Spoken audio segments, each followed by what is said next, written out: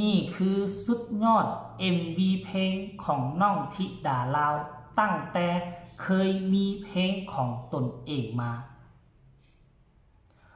ทักทายสบายดี FC แฟนคลับทุกท่านก็แล้วกันมาพบมาพ่อกันอีกคลิปหนึ่งทานผู้ชมยังบ่ได้กินข้าวสวยเพราะปานนี่โอ้ยเนาะอีตนตัวเองแน่ก็อยากให้ FC แฟนคลับได้รับได้ฮู้การเคลื่อนไหวของน้องธิดาลาวลูกสาวของพ่อผู้ศรีวิไลแน่ก็เลยตัดสินใจเฮ็ดคลิปสากลก่อนจะไปกินข้าวกินน้ำกันได้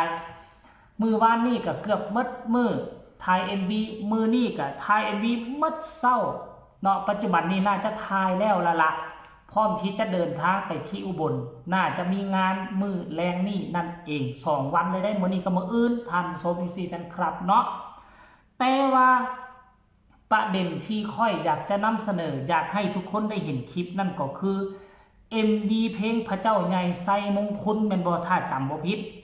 ซึ่งเป็น MV หนึ่งที่ค่อยเบิ่งแล้วมันมีคุณค่ามหาศาลสมัยก่อนเฮาก็จะได้เห็นน้องธิดาลาวไปถ่าย MV ก็มีแต่รูปธิดาลาวรูปอย่างต่างๆปะปนกันไปแต่ครั้งนี้พิเศษ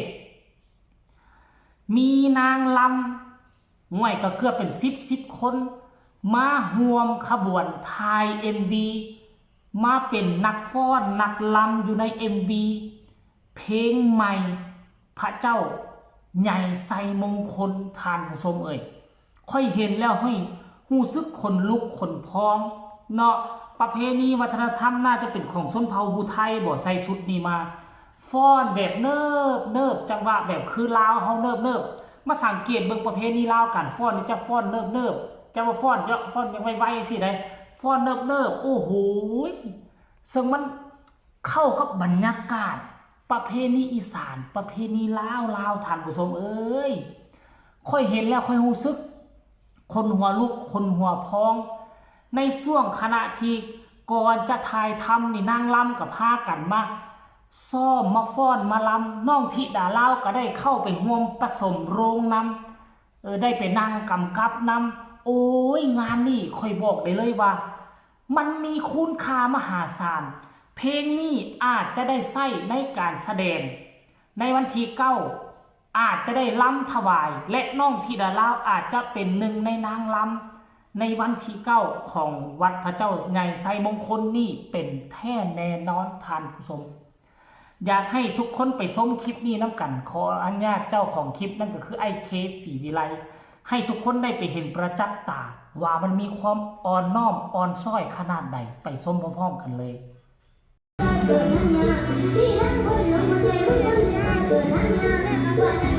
ฮะแม่เขาทำให้ดูโอเค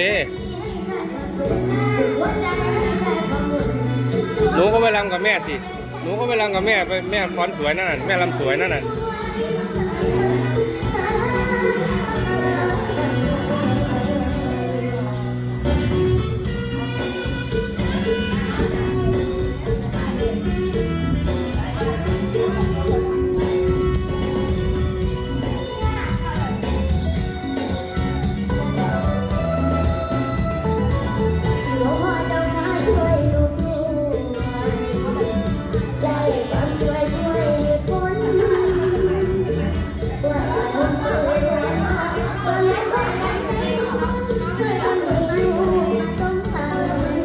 เปิดไม้นะครับ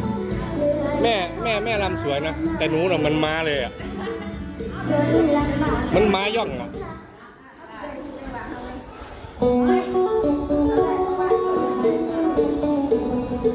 อันนี้เป็นการซ้อมครับที่ดาราคนอยากไปฟ้อนน้ำแม่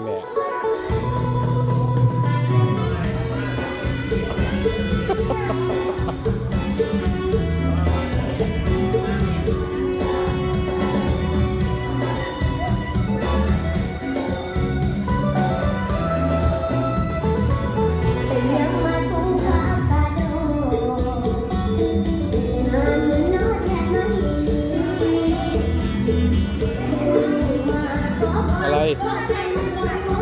ไม่ใช่โอ้ยคนละไป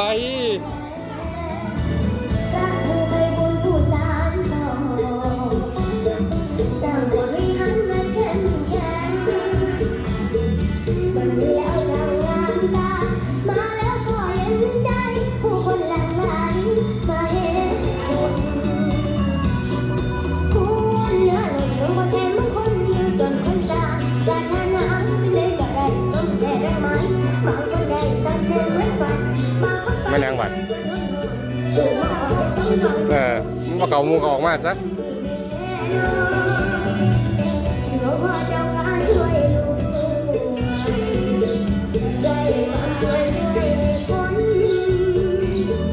ว่าแต่ลงมือวันขอตอนน้อง เฮ้ย ช่วยกันให้ลูกสมหวังเหนื่อยและท้อมานาน อยากหน้าบานบ่ล่ะ จนลำบาก ชิดปีเป็นตากล้องนะ ลูกจึงได้เดินมากราบขอพรบูชาช่วยเมตตาลูกที โอเค ไฟมาแล้วนะครับเดี๋ยวขออนุญาตถ่ายงานครับนี่เพราะว่าเดี๋ยวฟัง หลังจากคลิปนี้ถึกปล่อยออกไปไหมทุกคนถึกปล่อยออกไป FC แฟนคลับก็มาให้กำลังอกกำลังใจมาแสดงความคิดความเห็นต่างๆ นานาว่าสู้เขาลูกว่าสั้นคนนี้บอกว่าเด็กคนนี้ดังแน่ต่อไปข้างหน้าจ้าสู้นะอีลาว่าสั้นเยี่ยมยอดเลยว่าสั้นคนนี้บอกว่าลิงน้อยของพ่อผู้สู้ลายเก่งมากๆเลยธิดาน้อยว่าสั้นคนนี้บอกว่ามาเติมรูปแบบดีมากๆครับว่าซันเดย์มาเต็มรูปแบบหรือเติมรูปแบบพี่น้องชาวลาวบอกว่าสู้ๆเด้อธิดาลาวสู้ๆลูกธิดาว่าซันคนนี้บอกว่าเก่งขึ้นมากเลยครับ ขอเป็นกำลังใจให้คนครับว่าซันเดย์สู้ๆเด้ออีลาว่าซันขอให้ดังๆปังๆครับว่าซันเดย์คนนี้บอกว่าสู้ๆเป็นกำลังใจให้เด้ออีลาว่าซันเดย์โอ้ทานผู้ชม FC แฟนคลับไผจะไปคิดไปฝันว่า MV มันจะมีคุณภาพขนาดนี้ขนาดยังบ่ทันได้ตัดต่อสำเร็จเสร็จสิ้นเห็นเพียงแต่การซ่อมเห็นแต่ขั้นตอนการถ่าย MV ค่อยก็รู้สึกว่าเพลงนี้มันต่างจากแต่ละเพลงหลายพอสมควรมันเอารูปแบบประเพณีการฟ้อนมาบวกสิกับการคับการรำของน้องธิดาลาวมันลงโตอีหลีเว้ย